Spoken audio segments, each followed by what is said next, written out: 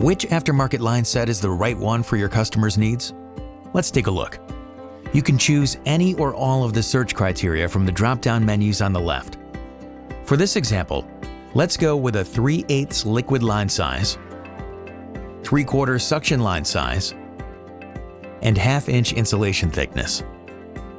Then let's choose our type of line set, whether it's a mini split with flare, mini split with wire, mini split with wire and flare, or regular.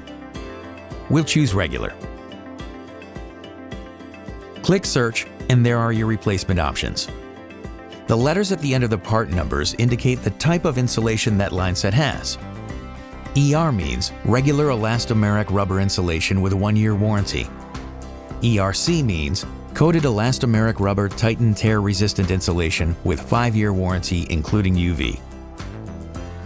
Now notice the number of pages of results. So right here below the search results, we can use the drop-downs to narrow our search by selecting the required suction line size and/or line set length.